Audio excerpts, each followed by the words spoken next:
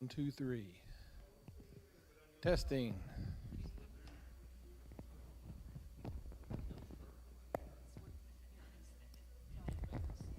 Testing.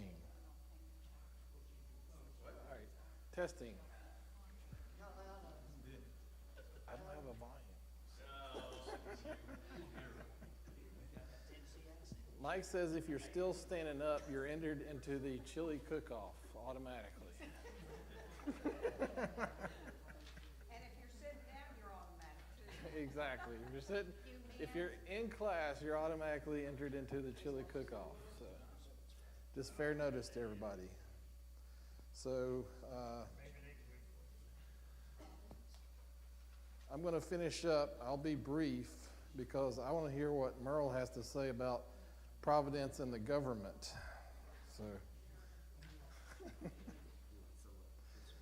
last week we were talking about other biblical promises God's made, and we talked about that He will help us with temptation. He won't give us anything more than we can handle.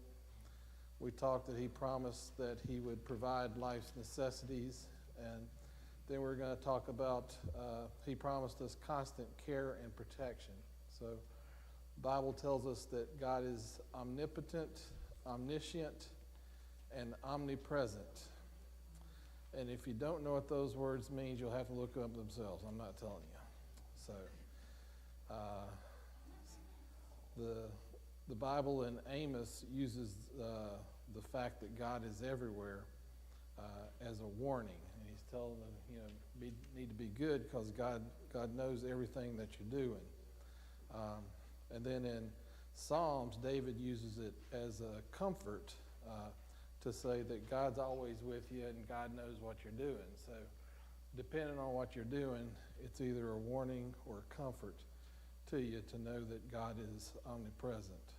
So God promised us presence and protection, promised it to Joshua, and the writer of Hebrews in Hebrews said that it would apply to all of God's faithful children. So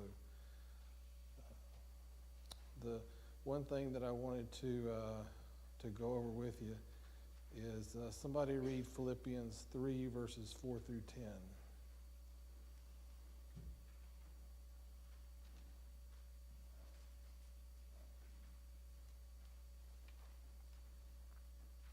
Although I once had confidence in the flesh too, if anyone else thinks he has grounds for confidence in the flesh, I have more. Circumcised the 8th day of the nation of Israel and the tribe of Benjamin, a Hebrew born of Hebrews as to the law, a Pharisee as to zeal, persecuting the church as to the righteousness that is in the law blameless. But everything that was a gain to me I have considered to be a loss because of Christ. More than that, I also consider everything to be a loss in view of the surpassing value of knowing Christ Jesus my Lord. Because of Him I have suffered the loss of all things and consider them filth, so that I may gain Christ and be found in Him, not having a righteousness of my own from the law, but one that is through faith in Christ, the righteousness from God based on faith. Okay, go ahead. Go ahead, Lieutenant? Yes. Oh, okay. My goal is to know Him and the power of His resurrection and the fellowship of His sufferings, being conformed to His death.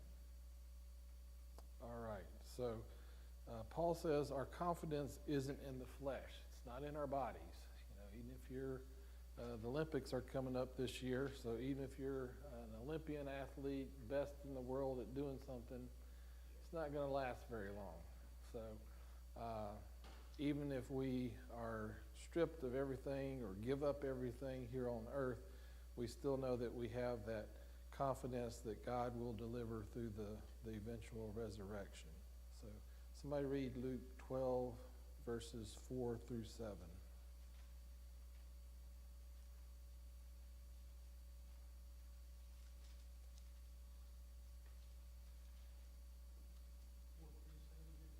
Yes.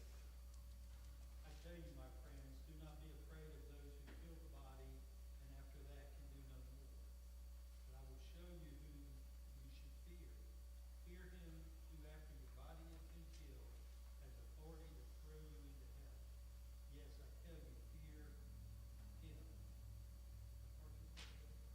through 7. Are not 5 sparrows sold for 2 pennies? Yet not one of them is forgotten by God. Indeed, the very hairs on your head are all numbered. Don't be afraid. You are worth more than many sparrows. Okay, so you don't need to be afraid of the guy that can take your life. You need to be afraid of the guy that can affect your afterlife, is how that starts out. The book mentions, it's kind of a beautiful thing that only Christians can say about death. Well, is that all they can do? Is that all they got? Because we've still got something in reserve even after death. Even if they take our life, everything in it, we've still got a promise of heaven in the future. So with that, I'm going to turn things over to Merle.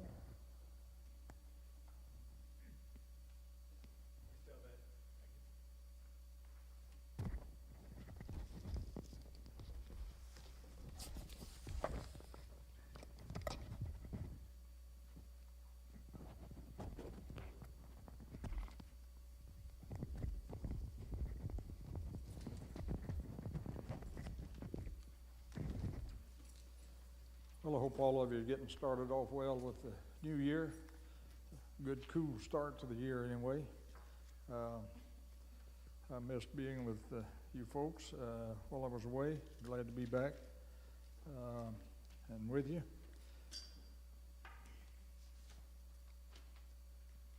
Providence and government. If you were to think about the state of affairs in our nation and how our country is doing, and I guess really as far as the world as well is concerned, how do you assess how we are, where we are as a nation, where we're going? Downhill. I think we can all agree with that. What other terms might you use to describe our nation? A hot place and a handbasket. What's that? A hot place and a handbasket. All right. Selfish. Selfish. Lawless. Lawless, yeah, oh yeah, so true. Lack of respect for law and lack of respect for life. Have you ever seen a time or known a time when life was so, it just seems like people are willing to take it for nothing. I mean, it's, and the rate at which those things have happened is just alarming to me. Art?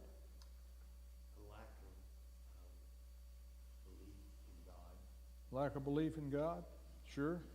Not only lack of belief in God, but how does the world today look at Christians and Christianity contrasted to how it used to be, at least where I grew up? We're Neanderthals that haven't discovered science and we don't know anything. Yeah, we're just following along blindly.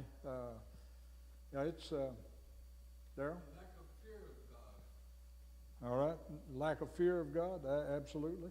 That's where, part of where it starts, isn't it? Fear God and keep His commandments. Deb? Word you hear a lot, corruption. Corruption, all right.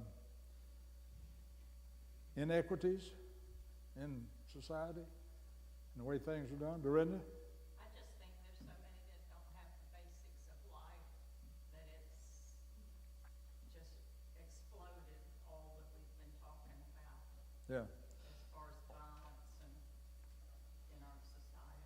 yeah. Well, and morality. Have you seen, have you experienced a time when moral issues have gone so far, so fast?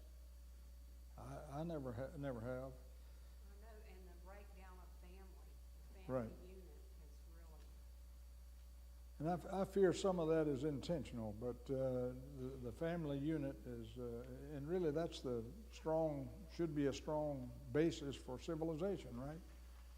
Well, when we look at the world and our world in our nation in particular, and we try to define or say what its state of affairs is, how do we often conclude after we make that assessment?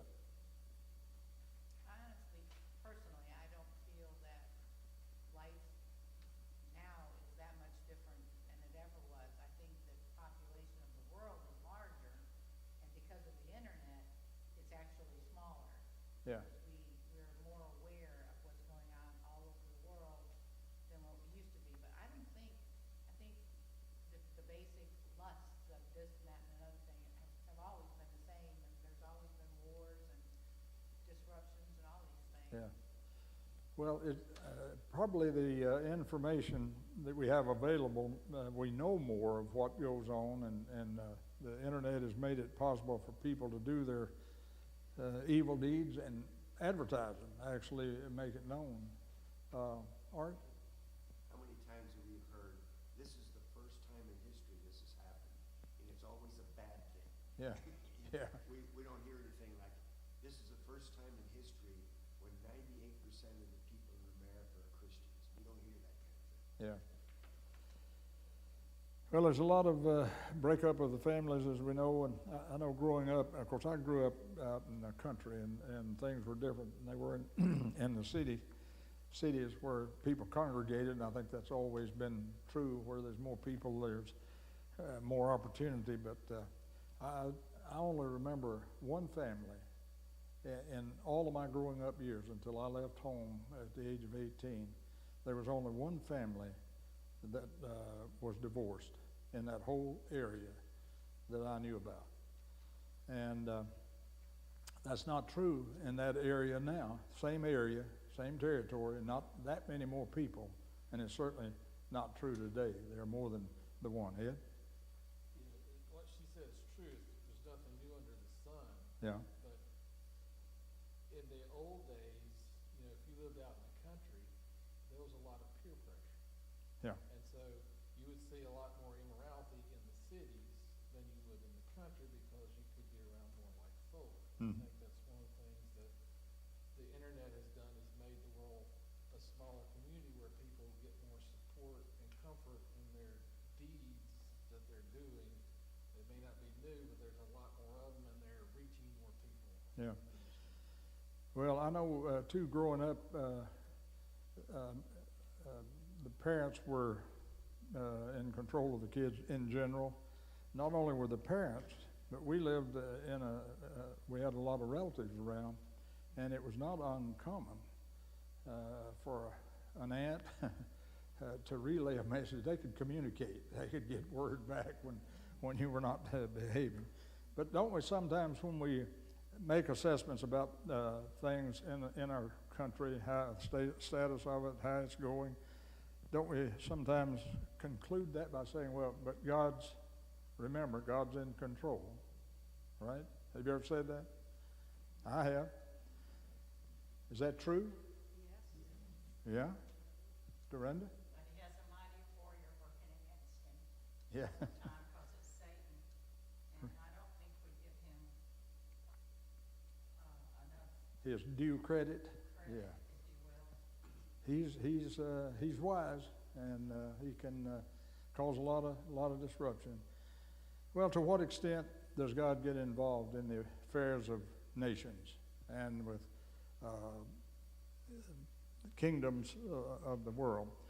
We want to look at that just a bit. I want to read in Romans 13 just in a bit. But as we think about that statement, that remember that God's in control, or how he is involved in the affairs of men.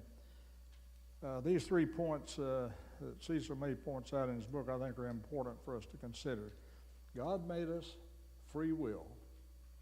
We can choose to rebel against him, or we can choose to obey. We can be morally good and obedient to God, or we can be against him. But he made us free will, and he will not override or violate that freedom he has given us. Secondly, though we violate God's moral will, we cannot thwart God's ultimate purpose. God's will be accomplished. Whatever his ultimate purpose is, we won't be able to defeat him in that. And then 3, the choices against God's moral will carry consequences. You remember Paul said in Galatians 6:7, whatever you sow, you shall reap.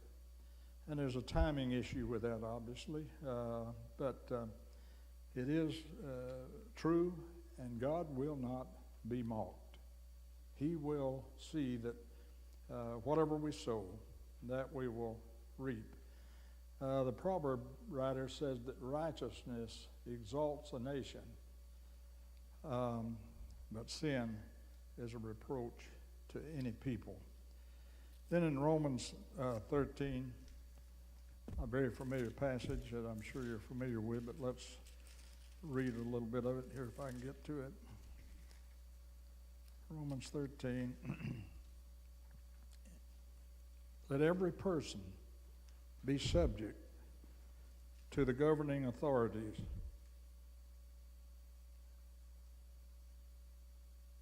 Isn't that interesting? A lot of fun, isn't it? To be subject to all that the governing authorities.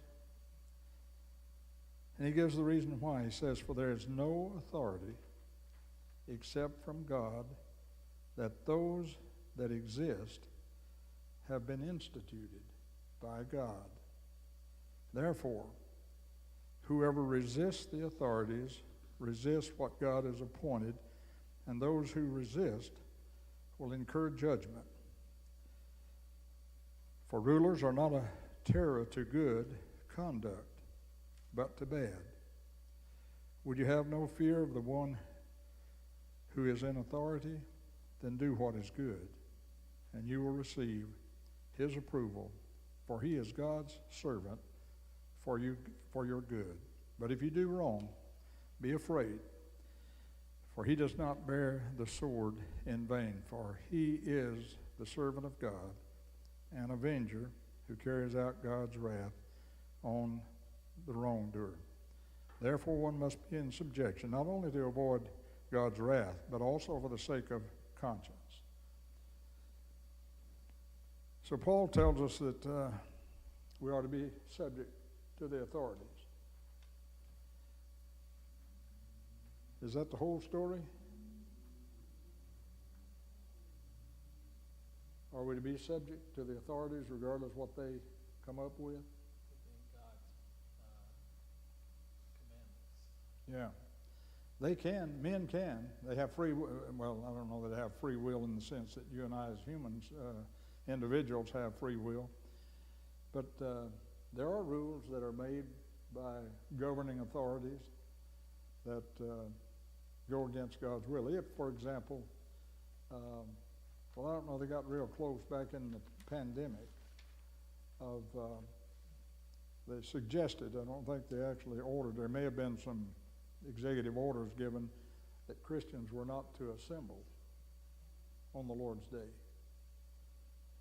If there ever was, just using that as an example, if the authorities, local authorities, came together and said, through executive order or whatever, that there were, due to risk involved, there's no large assemblies allowed. Come Sunday, would we be in worship together? Should we be?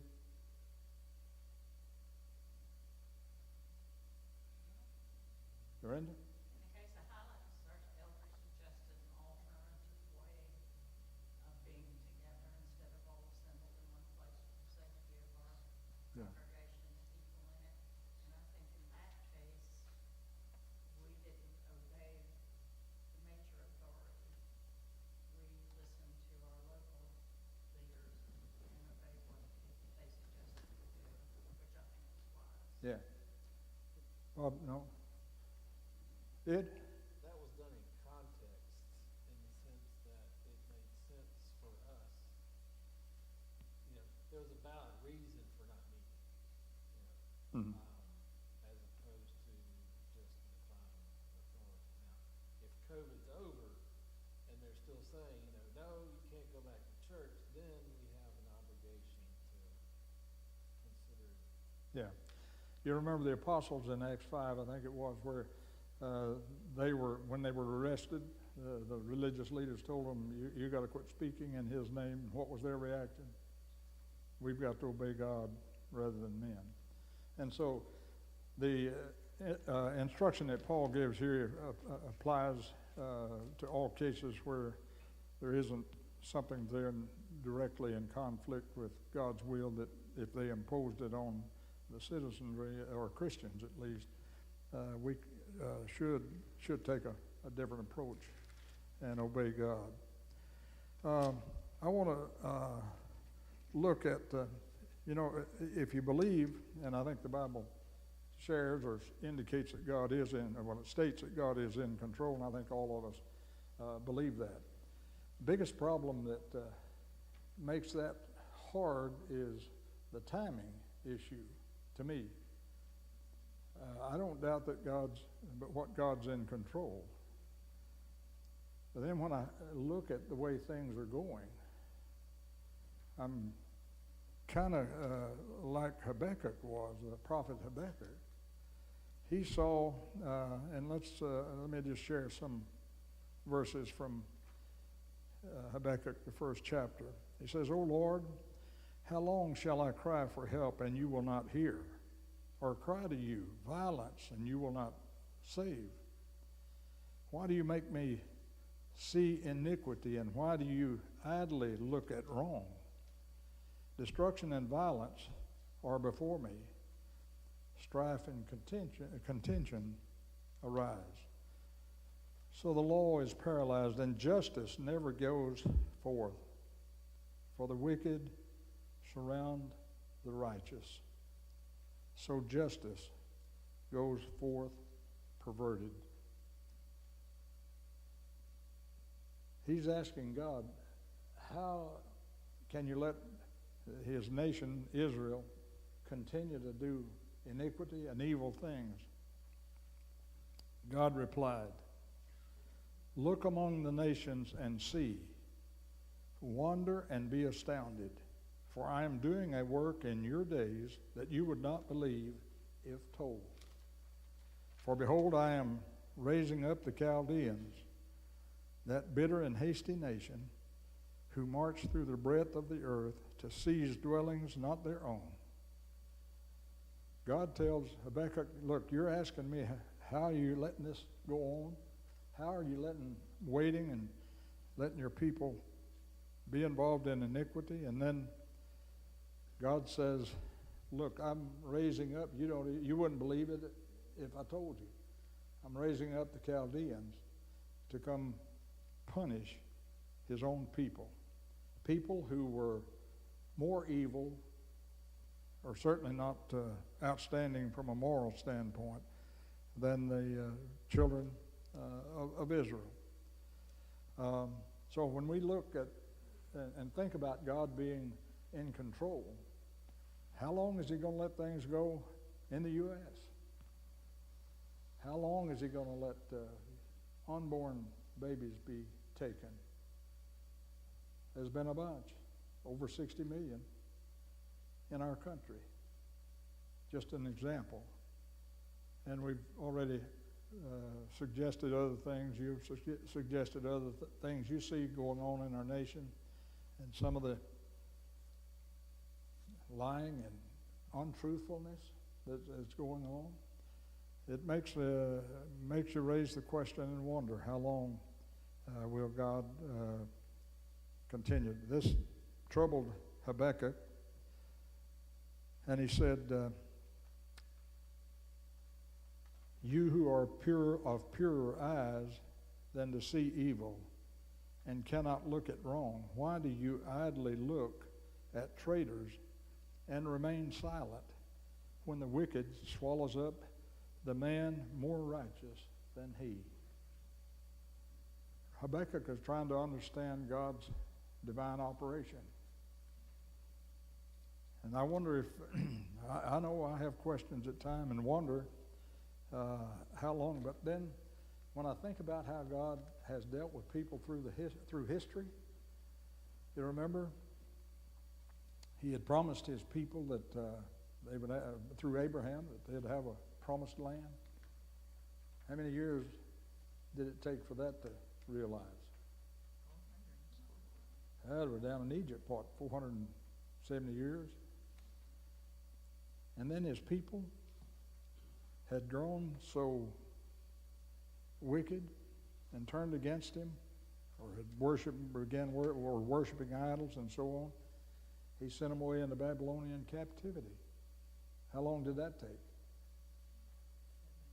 70 years? You know, there's not many of you in here that been alive 70 years. Some of us have, but not all of us. So, you know, time, we know time in God's way of counting things is not our time. Art? There's another difference too that I see. The people of the Bible had very little influence over their government. Yeah, oh yeah, Rulers. yeah. Our government provides ways for us to be involved in our government and help its direction. I think we feel helpless about that, but we do have some things that we can do, and I think we have a responsibility to do that, to do the things to make our government better, instead of just saying, well, I can't do anything about this. We're going to talk a little bit about that as we conclude our lesson. Rick? If anything, I think it would be encouragement for us to make sure that we are right with God.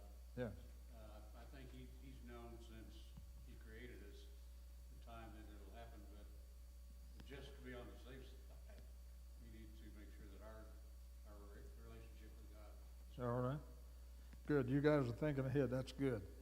And I think that those comments certainly are appropriate, and that's what where I think we need to land in our thinking about God's providence as far as government is concerned. Well, it seems that Habakkuk is kind of giving up and trying to determine what God's divine plan is. Certainly the timing was different than what Habakkuk wished. Notice in chapter, if you happen to have turned there, in chapter 3, verse 17 and 18, he says, what profit is an idol when its maker has shaped it? A mental image, a teacher of lies? For its maker trusts in his own creation when he makes speechless idols. Woe to him who says to a wooden thing, awake, to a silent stone, arise. Can this teach? Behold, it is overlaid with gold and silver, and there is no breath in it at all. And then in the second chapter, God wrote some more to him.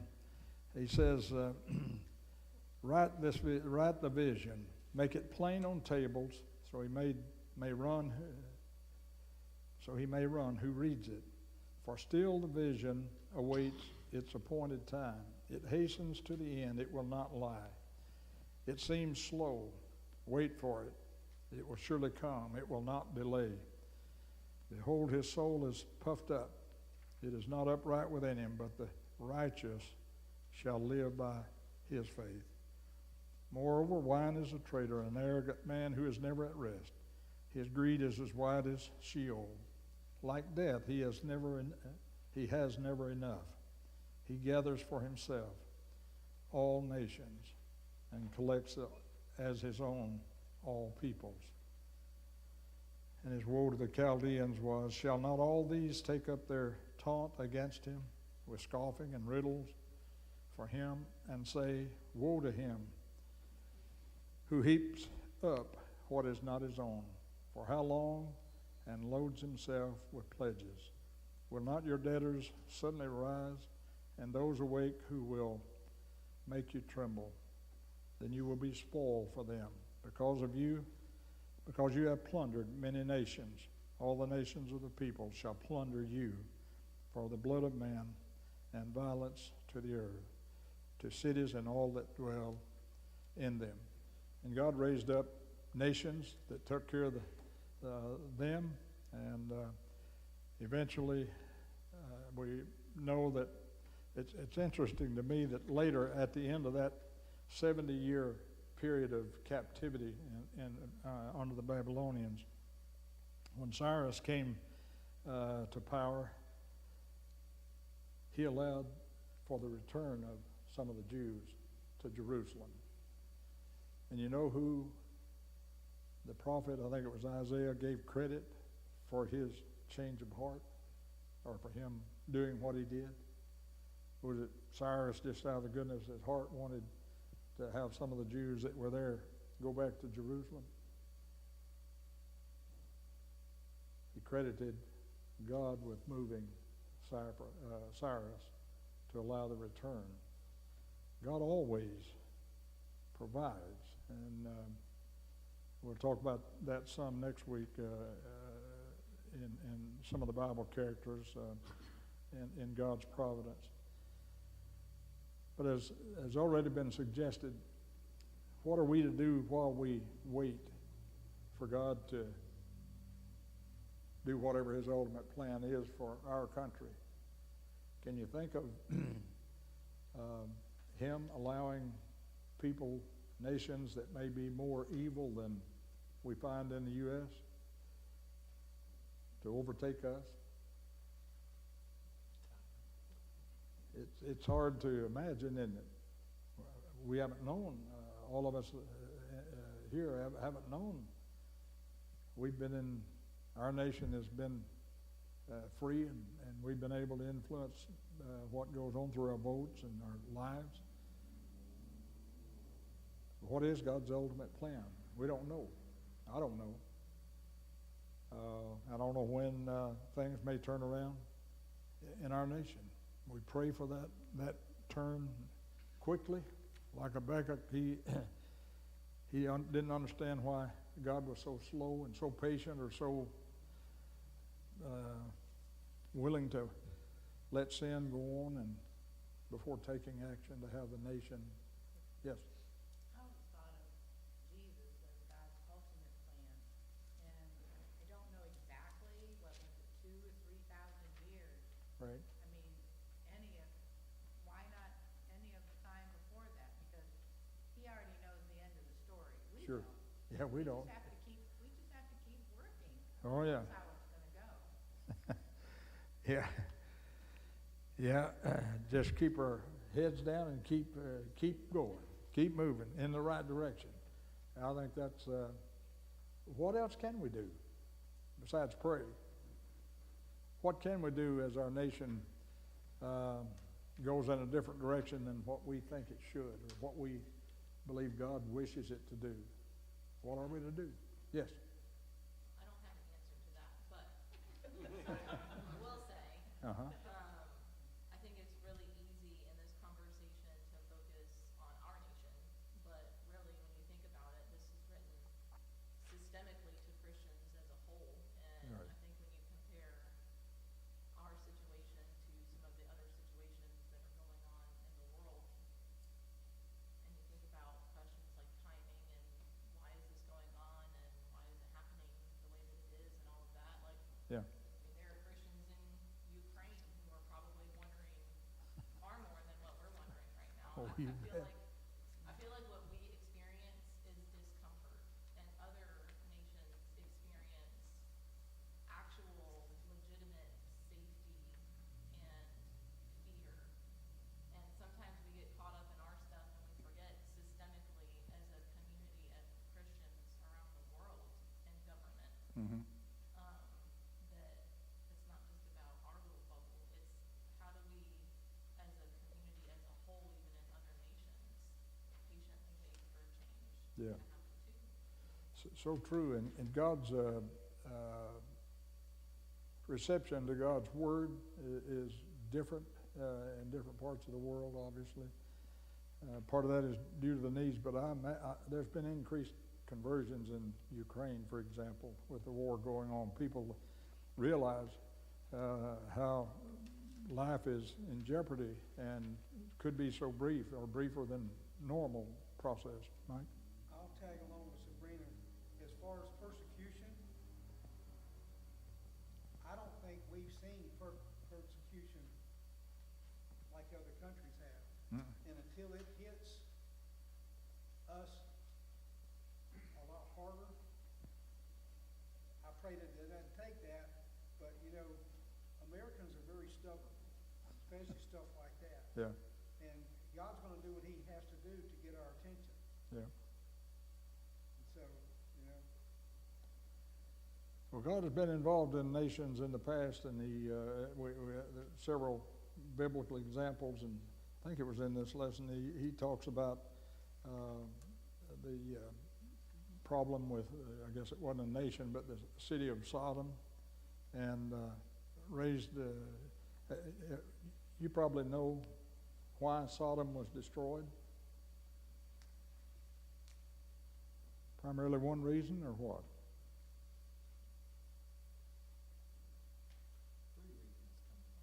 All right. What was the primary one we normally think of? Homosexuality. But there were other factors involved, right? What do you think would have happened had there been 10 righteous people in the city of Sodom? God said he wouldn't destroy it if there were 10, right? How many righteous people are left in the U.S. or the world? I don't know how many there are. But it behooves us, as God's children, that we remain steadfast and true to his word and live a devoted life to him and serving others and all it entails living as God's children. Really, I don't know what else we can do other than continue to do good works and serve in ways that we can. And we have, I think, it enhances or increases our responsibility in my mind, that we use the avenues we have to influence leaders and for good as best we can. But even in that being part of our Christian life, I guess. God's concern was always with the people of the nation, not with the rulers of the nation. Mm-hmm. He would deal occasionally with some rulers of some nations, but he was more concerned with what the people did.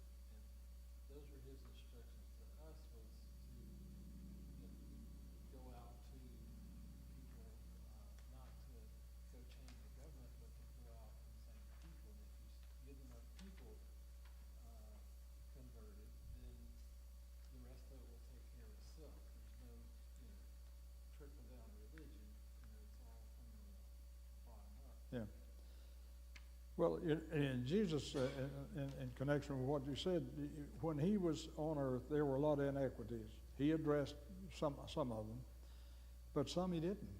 Like slavery, for example. I don't know of any indication that Jesus was active in trying to eliminate slavery. That wasn't. He was interested in people responding to his love and all, rather than trying to correct all the inequities he experienced or saw when he was here on earth.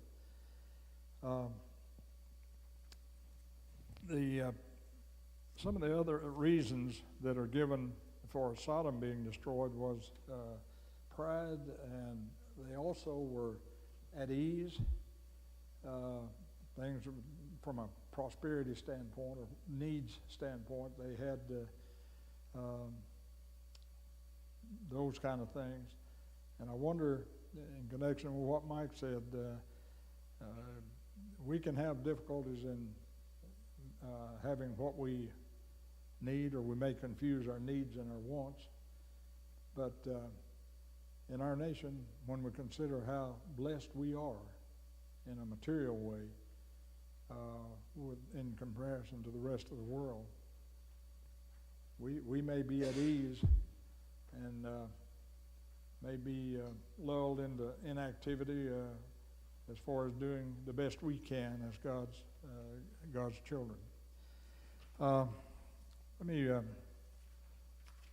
was one paragraph I wanted to read. We must trust God even when we do not understand what he is doing. Assyria preceded Babylon as a world empire, and just as God used Babylon to punish Judah, he used Assyria to punish the northern kingdom of Israel. The Lord called Assyria the rod of my anger, saying, against a godless nation I send him, and against the people of my wrath I command him. Isaiah 10:4-6. That naturally raises the same question Habakkuk asked. How could Assyria have been used to punish Israel when Assyria was guilty of even greater evil and violence than Israel? Part of the answer is that God used Babylon to punish Assyria, and then used the Medes and Persians to punish Babylon. Truth is thus reaffirmed. Nations' actions contrary to God's expressed moral will, even when used to accomplish God's ultimate purposes, still carry consequences. What nations sow, they will reap. That's true of nations, and it's true of us individually. Merle, Yeah. you asked what we can do. If 90% of Americans were Christians, not necessarily Church of Christ, but Baptist, Methodist, whatever, if 90%, we wouldn't be having this discussion. And there's a correlation between the fact that there's drop in church attendance and the Bible being taken out of schools, and that coincides with what we're experiencing as a nation. And we keep referring to Rome, but we say, well, that's different. That Rome couldn't have been defeated. They're the most powerful nation in the world, had a tremendous army, but they decayed from within. Yeah. And became so weak Right. they couldn't defend themselves. The single most powerful thing any one person can do for the preservation of his or her country and civilization is to be a faithful Christian and walk in a manner worthy of the calling to which you have been called, with all humility and gentleness, with patience, bearing with one another in love. Ephesians 4:1-2. That is how we become the salt of the earth. And it's the salt that saves and preserves. Of course, we know Jesus is the ultimate Savior, but we're, by being the salt of the earth and the light of the world, we can point people to Him who does the saving. So, yeah. That was Ephesians what? 4:1-2.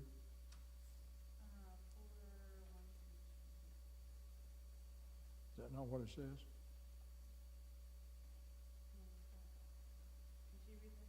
Mm-hmm.